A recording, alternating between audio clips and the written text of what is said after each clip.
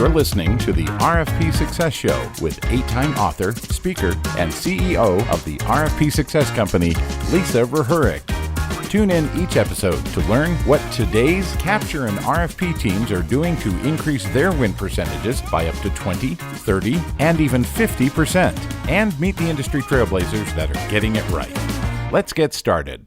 Well, hello, everybody, and welcome to the RFP Success Show. My name is Lisa Rehurek, and I am your host. I am founder and CEO of the RFP Success Company. So today's guest I want to introduce you to is Michael Zipursky. Michael is the CEO and co-founder of Consulting Success, where they specialize in helping entrepreneur consultants grow profitable, scalable, and strategic consulting businesses.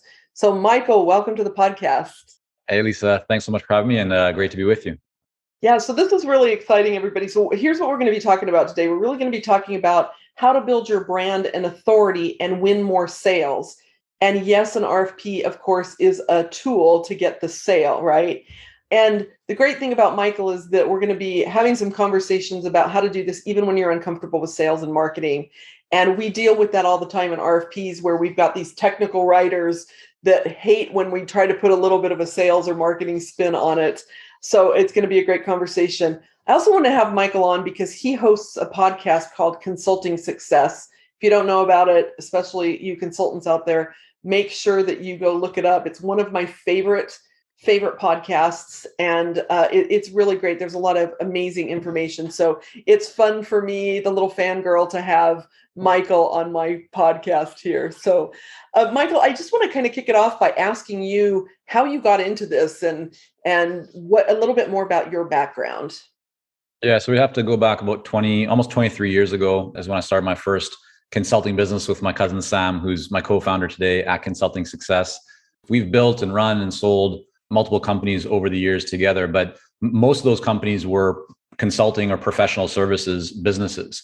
One of them we started in Vancouver, Canada. I ended up going over to Japan and opening up the branch office for that company. Had the honor and pleasure of working with some very large organizations like Sumitomo and Dow Jones and Financial Times and Panasonic and a whole bunch of others. So fast forward, we were building these consulting businesses, but what we really wanted to start doing was being able to run our business online so that we could be anywhere, work from anywhere. We've always both enjoyed this idea of traveling and freedom. And so we started as a bit of a side project, a blog, a place where we could share our experiences of what was working, kind of, stories from the trenches of being consultants, the good, the bad, the ugly. And certainly we had a lot of experiences where we wish, I wish I would have known that earlier on. And so I wouldn't have made that mistake. And so we're very candid and open in sharing what was working for us and what wasn't. And we had a real following, a real community that was starting to build around what became Consulting Success. And people said, hey, this is really great information. Do you guys have a course that could help me to become a more successful consultant? And we said, no, we don't, but we'll create one. And so we did, and that went very well. And then people said, hey, this is a really great course. My business is moving along. I've added a bunch of additional revenue. Is there a way to work more closely with you? Do you have a coaching program? We said, no, we don't, but we'll create one. And so here we are, fast forward about 13 years into running Consulting Success, really focused on, as you said, helping entrepreneurial consultants to grow successful consulting businesses. And we've had about 600 plus consultants come through our Clarity coaching program, and several thousands more go through our trainings and workshops that we do at Consulting Success. That is so amazing. I just realized too that our company names are very similar, right? Consulting Success and RFP Success. I didn't even catch that before. So in your past, was it all about branding and marketing and sales? Is that how, like, most of your history in consulting? So two of the companies that we had were in the design marketing space. So we started off doing web design and development. Then we had another company that was called Kankei Culture. Kankei is the Japanese word for relationship. So it was essentially relationship culture. We're very big believers. One of our values is La Familia. It's all about family. It's all about relationships and building together. And so that business, Kankei Culture, was a branding and kind of design marketing agency. So that we were very focused on the power of the visual brand, and later, how to really take even not just the visual side, but to make sure that your brand really represents what you want to communicate to the marketplace. So I'm not a designer. Sam is a designer by trade, but I've always been a big believer in the power of branding.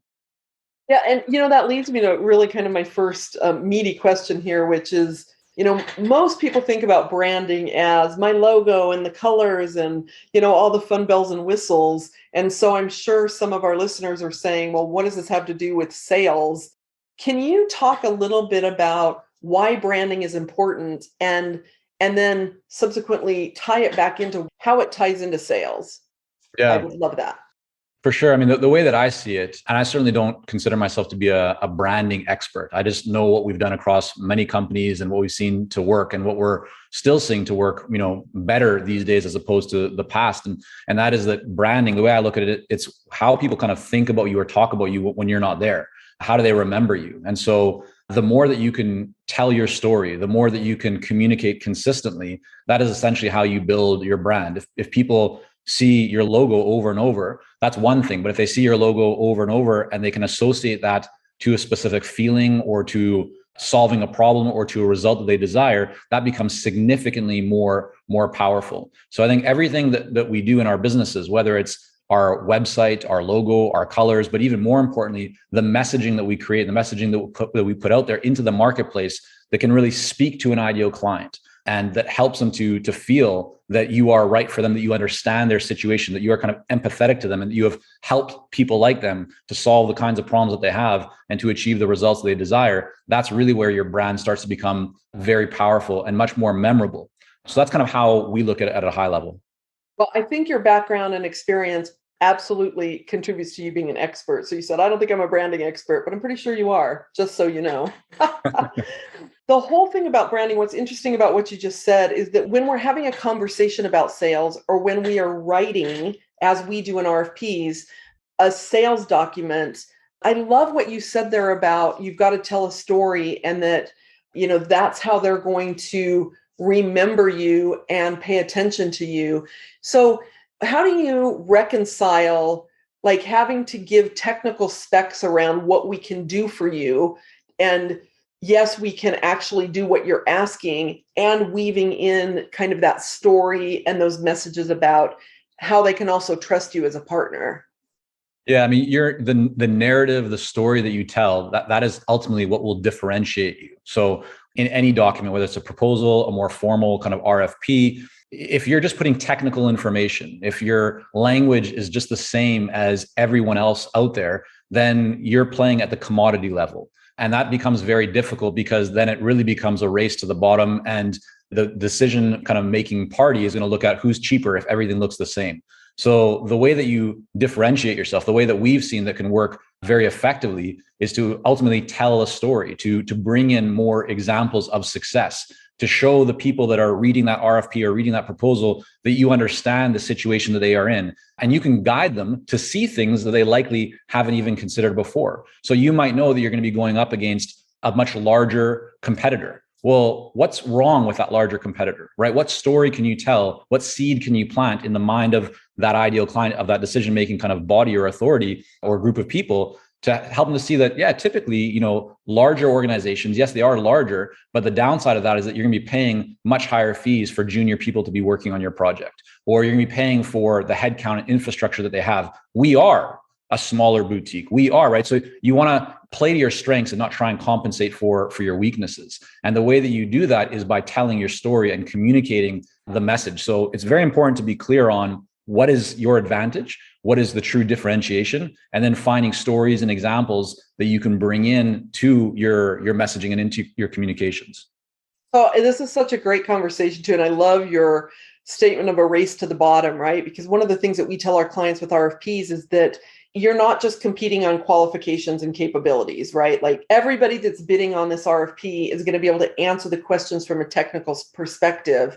But, it's a fight to get people to understand that. Do you have any tricks for how our listeners can help their leadership and I would say their subject matter experts understand that it's more than just that piece? And you kind of said it, but I want to call this out separately for a little bit of a discussion, because it is generally a fight with the technical folks to say we need that salesy piece because they feel a little bit like, oh, we don't want it to feel salesy. We don't want it to be sleazy. What would you say to that? Yeah, no. So I think when done correctly, and the way that we would encourage our clients to do it, it should not come across as being promotional or being salesy. It should be direct. It should be about, telling that story in a clear way. So one example, we had a client that was working on RFP, and, they came out very, very clearly and just said, we are higher end. Like, we cost more, right? But here's why. Then it's just about explaining, why do they cost more? What, is it their track record, their expertise? Is it they've done this many times before? Is it because they're going to spend and give a lot more attention to this client and to this project than others? That's, to me, what is important. So if you think about this from, if you were to make a decision, or if you even look around you in the marketplace at who typically succeeds, it's not the commodity. It's not the person that you can't remember. All the people that we remember, whether they are artists or they're singers or they're athletes, or they're typically people that stand out. They've done something to differentiate themselves. And so that's what you want to do in business too. Nobody wants to engage with a boring brand. Nobody wants to engage with someone that is just the same as somebody else. So if you're not telling your story, nobody else is going to tell it for you. But telling your story should not be, at least in the world that we're in, Lisa, it's not about being salesy and promotional. Nobody likes that. We all get inundated with all kinds of spammy messages on LinkedIn and other platforms. Nobody needs more of that.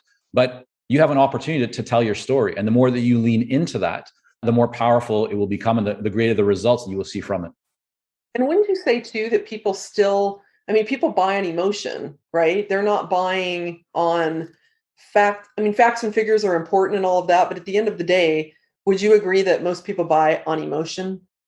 100%. I think facts and figures is what gets you to that kind of like the common denominator, right? So you need to have certain things, and you know this much better than I do in terms of the world of RFPs, but there's certain things that need to be in there that if they're not in there, you're probably not even you're just crossed off a list because you missed something important. Yeah. But that's what everybody needs to have, right? So don't think about, oh yeah, I have everything that needs to be in here. Like, great, welcome to, level 1. That's not where you win, right? To get to that next level, you need to do something different. You need to stand out. And that's where telling the story, sharing examples, case studies, results, using language that stands out, language that conveys confidence. That's what can really make the difference between what you have and what others are putting out there. You said something interesting a couple of minutes ago about the client that you had that basically said, we're higher end.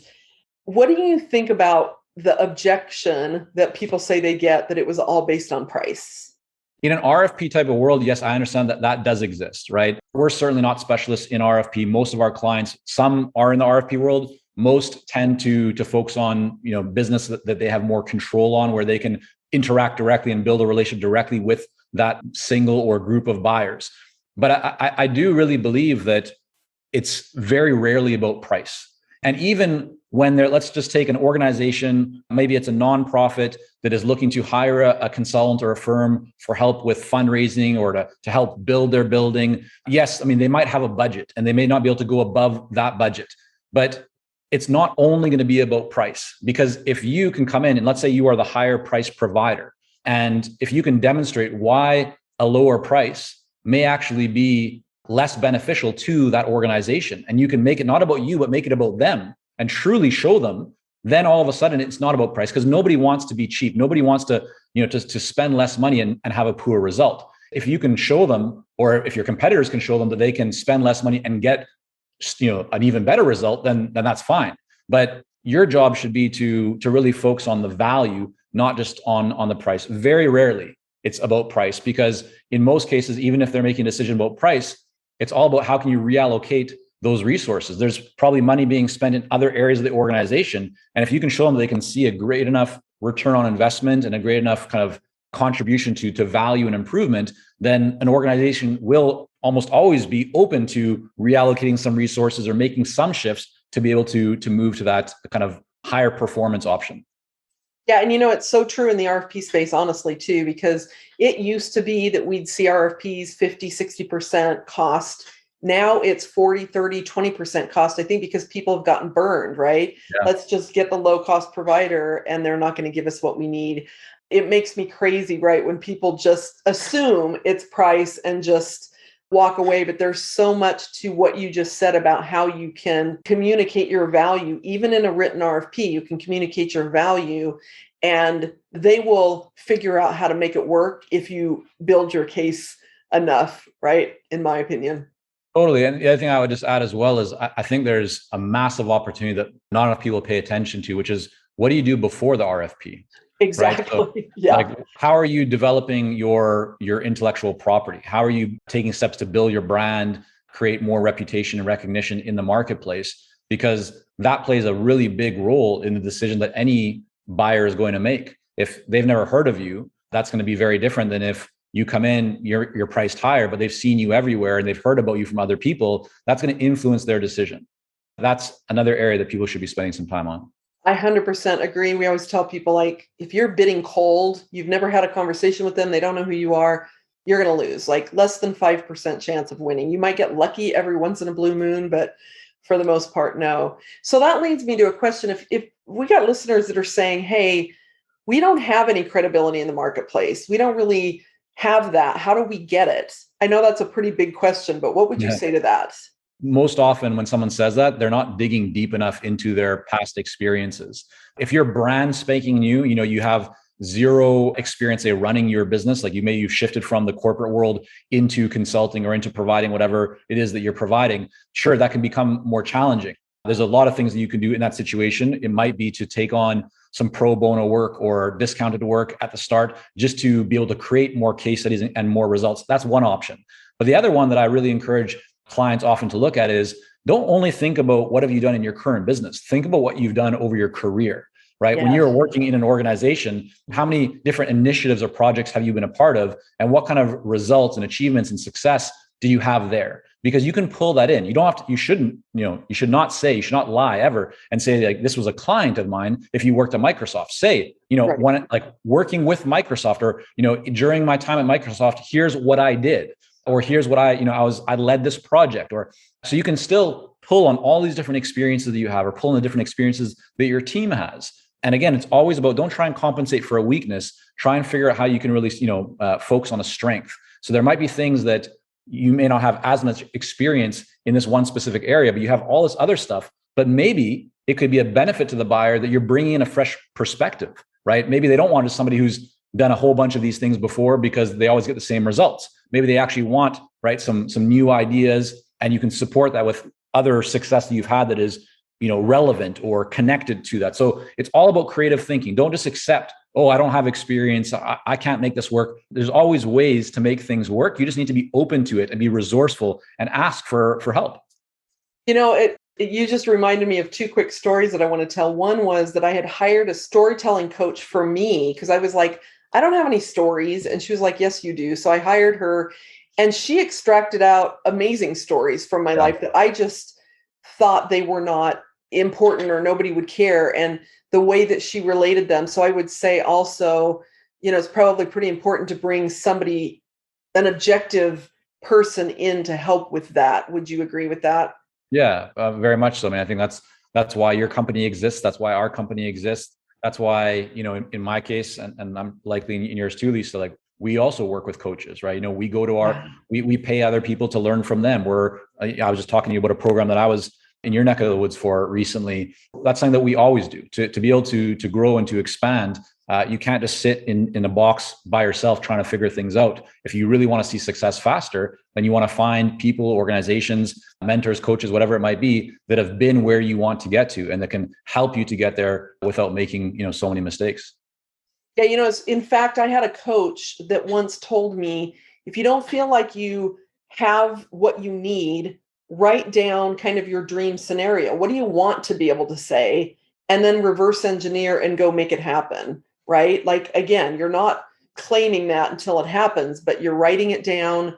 This is really what I want to be able to say, and then reverse engineer and go figure out how to make all that happen. So yeah, I think that's a great approach. I mean, or figure out, was it Dan Sullivan has a book that came out last year, I believe, which is Who, Not How, right? So instead of always thinking about, like, how do I do something, think about who, because there's always going to be someone out there that can help you to achieve what you want that has likely done it before. And rather than you trying to figure it out yourself, just ask yourself and look for who's already done it and try and connect with that kind of person. Brilliant. I love it. How does authority fit into all of this? I mean, is that everything that we're talking about? Is there something different that we haven't really hit on there around authority? I think the big thing with authority is it's about developing your intellectual property. It's about taking all the experience and knowledge and expertise that you have and putting it out there into the world. And whether that is through a podcast, through videos, through articles, white papers, a book, articles in trade publications, webinars, there's so many different ways to build it. But at the end of the day, it's all about, does your ideal client, does the marketplace that you want to serve, do they know that you exist? And not only do they know that you exist, but do they know that you can help them to solve the problems that they have or help them to reach the goals and ambitions that, they desire? If they don't know that, then the chance of you benefiting from that, it's like very often clients or, consultants will say, I want to generate more leads and more inquiries. Well, what are you doing to get out in their marketplace? Oh, like I'm on LinkedIn, kind of, sending a few messages here and there, or I put this article on my blog. And well, how many people come to your blog? I get about 50 people a week. Like, you need to think bigger. You want to get in front of your ideal clients, and you want to do it consistently. So you want to figure out what is the most direct path to getting in front of my ideal clients. And an example of that would be, rather than just writing on your own blog, write an article and get it into a trade publication that hundreds or thousands of your ideal clients read. So part of it is intellectual kind of property, right? Developing that IP and your ideas and getting your opinions, your viewpoints, your perspectives. And ideally, it could be polarizing. So it's not just the same status quo information that everybody else is sharing, but you really bring in your viewpoint, you bring in your stories. But the other big one is the C word, which is consistency, right? You don't take this your podcast, for example, or our podcast, for example. You don't start a podcast, do a couple of episodes and stop and say like, oh yeah, it's not working. I only have a few people listening right now. You do it consistently. And so whatever method works for you, whether it is video or audio or the written form, find something that it can be a strength for you that you can really build around, and then do it consistently. Because the more that you do it, the more that people will actually recognize you and remember you. And then when they have that issue, then they're going to come to you. But that doesn't happen overnight, and it doesn't happen without sharing your ideas and your perspectives, and it doesn't happen without you doing it consistently. And wouldn't you also say that it doesn't all lead to a direct sale? So we'll have conversations with people about those marketing avenues, and they're like, well, I blogged for a year, but I never got any clients out of it. And I'm like, but it's not about a lead. Like, there's a difference between the lead generation source versus the visibility, authority building, credibility source, right? Yeah, I mean, so very often the authority building activities, like a podcast, like videos, like articles, things of that nature, are going to be harder to attribute a direct sale from. If we take our podcast, we know that our podcast, the Consulting Success Podcast, leads to clients, but we can't say, oh yeah, we had 5 people listening to this episode and those 5 people became, like, it just doesn't work like that. So you have to trust the process. Look around you, look at the proof. And there's a reason why people have podcasts. There's a reason why people do YouTube videos. There's a reason why people write articles or write books. These are all things that work to not only build your authority, but more importantly, to deliver value to the marketplace. The more value that you deliver, the more that you help people, the more that those people will know again that you exist, will appreciate what you're giving them, and will think, if I can get so much value from reading that one book or reading that article or listening to that one podcast, imagine what it would be like to work with that group of people. And so, yes, authority building, this is more of a long-term mindset. It's not a quick pick up the phone, call somebody, or send one email. But that's why I often recommend to people, Lisa, when they're getting started, or to kind of depending on where they are in what we call the marketing maturity model. If somebody already has a lot of leads, then they should be spending the majority of their time early on or they should spend the majority of their time around marketing on longer term activities like a podcast, writing books, because they can be evergreen, right? That you can have somebody, you can write an article, put it on your website or on trade publication, and have somebody years later come to it, see it, and reach out to you. But if you're earlier stage in the marketing maturity model, meaning you don't yet have enough leads, if you only focus on writing or putting up a podcast or doing videos, that stuff can take many, many months for you to actually see the impact of it. So earlier stage, if you don't have as many leads, then you want to focus more of your percentage of time on the shorter term activities, things like sending emails or on LinkedIn or making phone calls or leveraging your network. But you should always be doing both of these things. It's just the percentage of time that you should spend on each will vary depending on how mature your marketing is. Yeah, that it's so important. And it's interesting too, as we're, again, our listeners are thinking about this in the context of RFPs likely. And all of that leads to that credibility and authority building in your RFP. If you've got that, if you're in the marketplace, they're going to know who you are. They're going to be familiar with you. You're going to be able to claim industry leading expert in.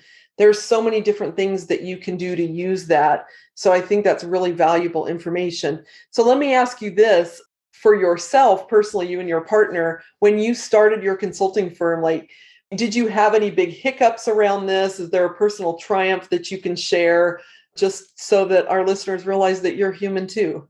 Yeah, well, I'm certainly human. So yeah, my cousin Sam and I, again, so we've been, co-founders in multiple companies together, and there's been so many lessons learned. I never look at things as mistakes, but there's been so many lessons learned over the years. And that's what entrepreneurship is all about. But I think one of the biggest ones that we've really taken a hold of, and we've been working it into and through our whole company with all of our team members, is really around telling our story. Very often when I remember back in the day when I was running one of our companies in Japan, and I was in my 20s, and I was surrounded in the boardrooms with Japanese executives that were, in their 40s, 50s, 60s, and in some cases even their 70s. I'm the one white guy standing out. It was very challenging. I wanted to put on the kind of the aura and the image of I'm the professional guy. Like I'm wearing a suit. I'm trying to look good. Like I know it all, right? And that's the worst thing that you could possibly do. But that's because I didn't have the confidence. I didn't have the self-esteem at that time. And I didn't think that it was okay to be vulnerable. I didn't think that it was okay to say, actually, I don't know, all of those answers. Fast forward, right? Many years later, what I've recognized more and more is that the more open you are, the more vulnerable you are, the more that you tell your story, the more that people will actually connect with you. It's very challenging to connect with somebody that doesn't seem human, that just seems like, oh yeah, they're just perfect. But the more that you let your guard down, and the way I like to describe this or to kind of illustrate this is think about the people that you have the deepest relationships with, right? Your best friends, loved ones. What makes them your best friends or what makes them loved ones is usually that you can let your guard down, that you can just say what's on your mind. You can just talk the talk, and they do the same with you. That open kind of communication is what makes or kind of strengthens that bond. Well, it's the same thing in business. We often think that business and personal is so different, but it's not. Because at the end of the day, the reason why you're going to engage with an organization is because you feel that you can trust them. You feel like they, what they're saying that they can help you to do, they will actually do. And the way to create that higher level of trust is by being very vulnerable, by being very open, by, talking about lessons learned, talking about things that didn't work and how you've now made things work. And so what we've really tried to do, and in fact, we spent several years ago, we spent a bunch of money and a bunch of time creating like a little mini documentary that talks about Sam and my story. And it goes back talking about like our grandparents and our parents and where we grew up and challenges and living in different countries. We did that because we wanted to tell our story in a way that we've never told it before. And there's been so many people who have reached out, many who have become clients, others that are just in our community who will comment on that video. It's about 12 minutes long, but it just opens up our world. And so everything that we do, we try now be much more open and vulnerable. So I think that's a massive opportunity for every single one of us. I totally agree with you. I think that, and I think also that vulnerability has become more acceptable in, say, the past 5-10 years than it ever was before. And I agree with you. In fact, we were just working on an RFP a few months back, and we were talking about, like, you're not going to have all the answers all the time. So what are you going to do if you don't have the answers? Because they had a huge pool of opportunity to go out and get answers from experts. And I think people just appreciate the realness of it. So I appreciate that. I want to talk to you a little bit more about the struggles that people have with branding, particularly the smaller the business, right? Because there's only so much time in the day and there's only so much money. But before we get into that, let me just take a quick pause for a commercial break. Everybody, we will be right back with Michael Zipursky. You're listening to the RFP Success Show with host Lisa Rehurek. Listen, if your mind keeps wandering to your looming RFP that's nearing deadline, go to getrfphelp.com now to take your quick assessment so you can send your next response with confidence. All right, everybody, welcome. Welcome back, Michael.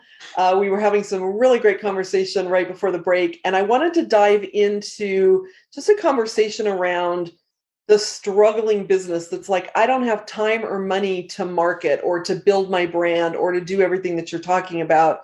Do you have any words of wisdom for those folks? Yeah, so this will really depend on, your stage, your resources. A lot of factors come into play. But the comment that you made, Lisa, about, somebody saying, "Oh, I don't have time to market." That essentially means I don't have time to be in business, because if you don't market your business, you can be a true expert. You can be the best in the world at what you do. But if people don't know that you exist, you're not going to have clients, you're not going to have projects, you're not going to have money, you're not going to have a business. So every single one of us is in the marketing business, whether we believe it or not. And that doesn't mean that you have to be trained as a marketer or as a salesperson. It simply means that you should be focused on creating conversations with those that you want to serve and add value for. The more that you focus on having conversations, the more business that you're going to generate. So even if you're uncomfortable with this idea of selling and promotion, don't think about it like that.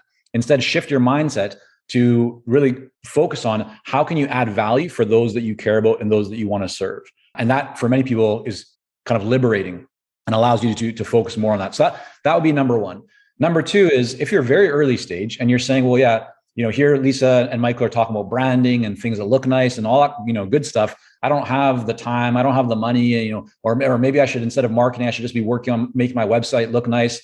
And I would say to you, listen, I've seen many, many examples, and we've had many clients over the years who have very solid 6-figure businesses and their websites suck. Like, they just look terrible.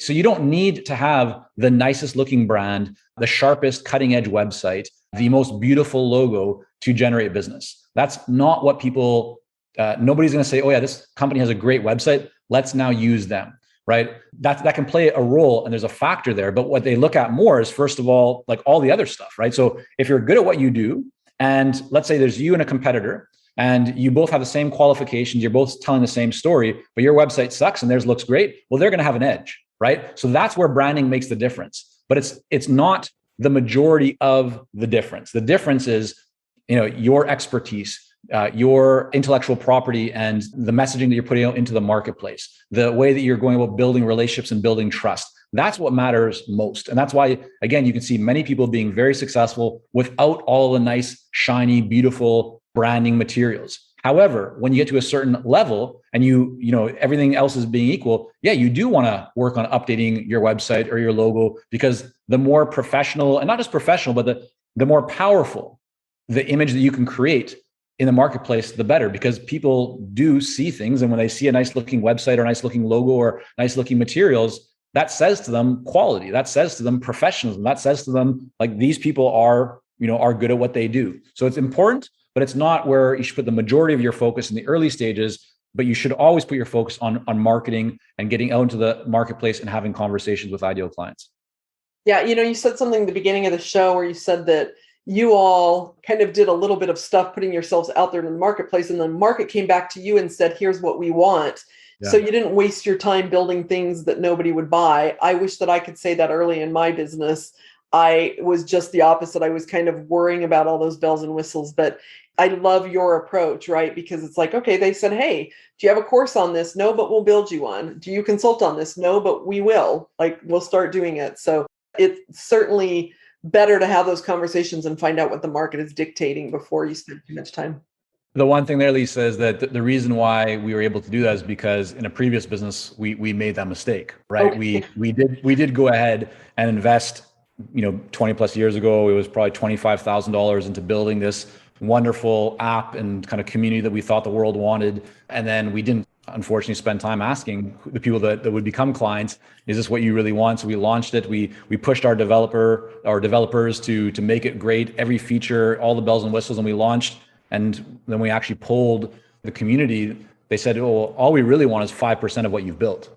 Oh, right. And so, yeah, it was a great lesson. And we were committed to making it work. And so we were able to adjust and to shift and transition and carve things out. And we built that business to be quite profitable, and years later sold it. And so it was a good experience. But that lesson is one that, as you mentioned, really stuck with us. And it's why we're very big proponents, and often our clients hear us say, imperfect action. Like, don't wait for things to be just perfect. If you're waiting that long, you're probably waiting too long. It's all about getting out into the marketplace, seeing what works, what doesn't, and then using that to move forward and make better decisions.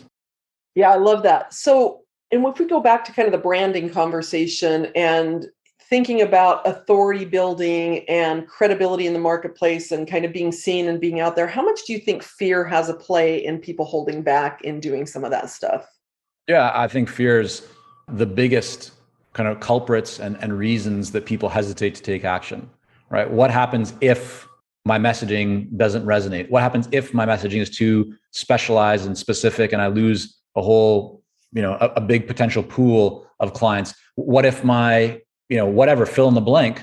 That's often what holds people back. But again, when you study the most successful entrepreneurs of our time, or even, before our time, you will almost always see that those people took chances. Those people did not just sit in their office toiling away, working on making their business plan as beautiful as possible, or updating their website, or the colors, or changing fonts, or doing all the things that are busy work that often make us feel like we're being productive because we're working on things. But the problem is we're not actually, like, we're building things, but we're not actually getting out of the proverbial building. And that's where the magic happens, right? That's where, even if you're still on a Zoom call, you still want to get out of that building to have a conversation.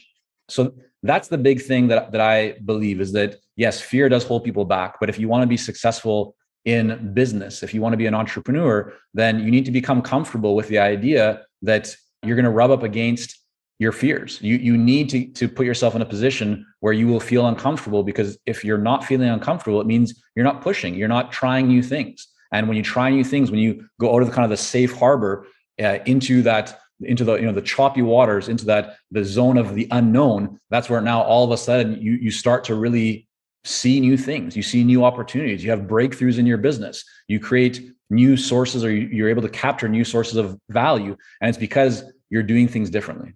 And it circles back actually to the conversation we were having a few minutes ago about vulnerability, right? And being very authentic in how we put ourselves out there. Do you think that there is also a huge fear in people being authentically themselves and figuring out how to tie that authenticity to, why does that even matter in my business? What do those things have to do with each other?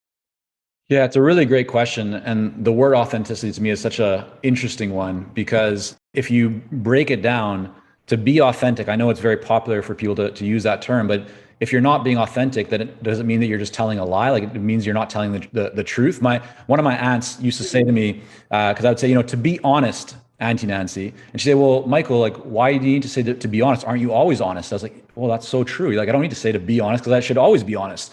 And I think authenticity is the same kind of thing. Like, we should all just be authentic. It's not something that we need to strive for. We should just be ourselves. And of course, that is easier said than done. But why build a business, or why create a life if you can't be yourself? One of the biggest things, Lisa, that I focus on with clients is this idea that we should all build businesses that support our lifestyle, not the other way around. We shouldn't have to make the level of sacrifices, or take time away from loved ones, or things that really matter to us deep down inside, to try and support a business. We should craft our business and structure our businesses so it supports the lifestyle that we want to have. And I think that is what authenticity, if we want to call it that, that's what it's really about, is being true to yourself and getting very clear on what is the lifestyle that you want to have. What do you truly want to create? How do you want to spend your time? And then once you're clear on that, then you can figure out how to build your business, how to communicate that. But the more that you are true to yourself, and the more that you speak what's on your mind, you will find that naturally that will repel some people. And that might be scary. You might think, well, I'm going to lose part of the marketplace. You don't need all of the marketplace.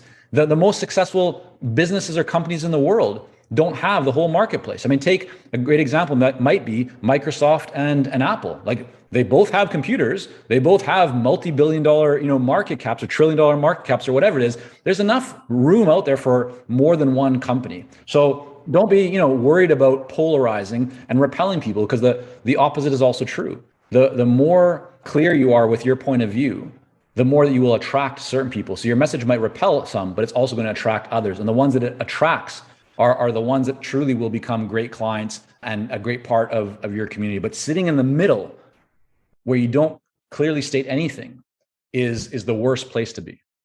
So how does that translate to a company that's like, an existing company? It's a bigger company. It's not like we're not talking to the owner or the founder, but the people listening here, they're responding to RFPs, are still needing to, have an authentic voice in the way that they represent the company, and the authenticity of what the company represents. How does that translate into that?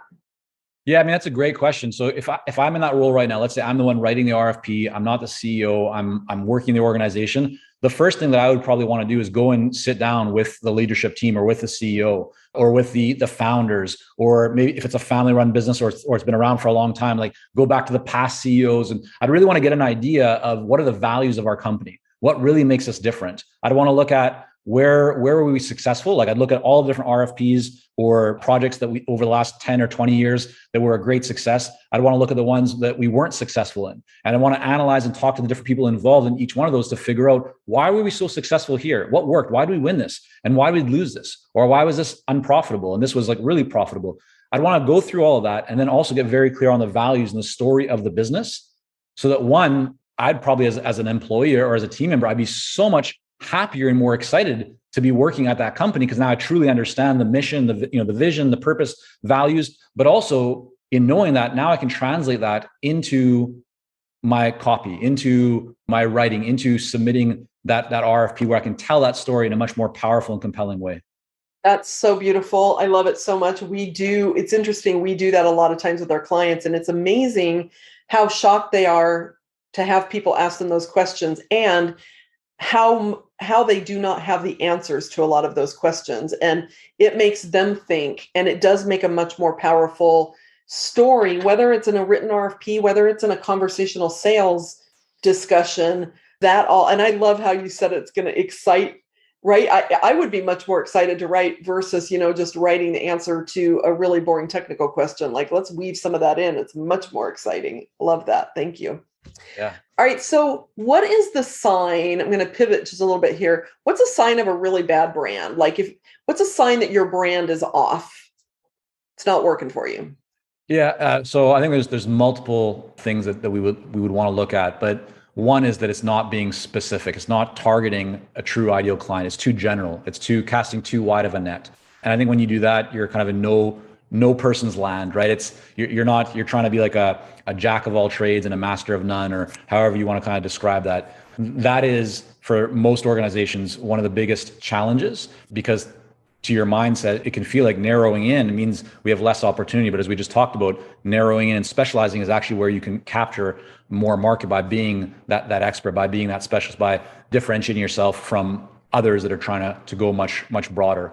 It feels counterintuitive, right? Totally. Yeah, very, very much so. I mean, I think so. That would be the first one. The other is also just if the message isn't clear. Like very often when we look at clients' messaging, it is very, very watered down. It is full of kind of techno speak or industry buzzwords. And so it's really important that you have a message that will resonate with your ideal client, that will not only get their attention and interest, but really connects with them. And that when they hear that message or see that message, the first thing that they think to themselves is, wow, like this person or this company is talking to me. That's exactly what I'm dealing with right now. Or that's exactly what's been on my mind, or that's exactly what we need to try and figure out. And the truth is that you can only create what we call a magnetic message. The only way you can truly have that magnetic message that resonates with your ideal clients is by being very clear and specific on who your ideal clients are. So we take our clients through this process called ideal client clarity, where you really work down to get very clear on who your ideal client is. Because if you're not clear on who your ideal client is, you can't have messaging that speaks directly to those ideal clients. So those would be two things. And then the other one from a branding perspective and it's directly connected, but it's just like being memorable. If someone says like, what does the RFP success company do? I mean, you have a great name because it pretty much says what you do, right? And we try and do the same thing, consulting success, but very often people don't really know. And so I think that's also part of branding, is like, how memorable is your brand? How easy is it to talk about? And how well do people understand what it is that you truly do? It's so interesting that I've always tried to come up with kitschy names for my businesses. And I used to have a business called Miss Simplicity, and it kind of told you what I did. But what's really interesting about the business now, and you probably have the same thing, is when I go to conferences, I always make a point of figuring out how to get on the microphone. If they've got a Q&A period, I will find a question, because as soon as I say the name of my company, people will throw business cards at me. It's like being a rock star. Yeah. Well, I think, you solve a really important pain point, which is that so many people, go after RFPs. It's a big source, or in some cases, just a source of business for them. Yet they don't know how to do that effectively. So you're serving a great need. Yeah, well, thank you. As are you. So, Michael, this has been fantastic. Do you have any last words of wisdom for our listeners? You just gave 3 really great pointers. So that was really great. We'll make sure we have those in the show notes. But anything else you want to share with our listeners? Yeah, I mean, from an RFP perspective, again, I think the biggest opportunity is to tell your story. And so if you want to empower, if you want to start seeing greater results, the one thing that I would encourage everyone to do is to work through that process of trying to better understand your company, better understand what success looks like, what are your values, and then start to weave that story into every communication and every RFP that you do, because that will right away differentiate you. Most RFPs that are sent in are very dry, right? They're academic or they're technical. They're not interesting to read. But if you can make yours interesting to read, if you can bring a viewpoint, that's going to be not only more enjoyable for the person reading the RFP, but also will typically lead to greater results. You know what I love too about everything that you're saying is that it's so in line with everything that we preach here at our company. And if you read my book, there's so many of the same comments in there. So I love this so much because it works. Everything that you're saying will definitely be very helpful for our listeners. So thank you so much for being here. And everybody, information about how to get in touch with Michael and everything that he's referenced here will be in the show notes. So Michael, thank you again for being our guest today. It's been a pleasure to have you. Thanks so much, Lisa. Great being with you. This has been another episode of the RFP Success Show with Lisa Rehurek, 8-time author, speaker, and CEO of the RFP Success Company. Thank you for joining us. If you have feedback on today's episode, email us at podcast@rfpsuccess.com. No matter your business size, industry, if you have an in-house RFP team, or need outside support, the RFP Success Company helps increase RFP win ratios by 10, 20, and even 50%. Learn more at the rfpsuccesscompany.com.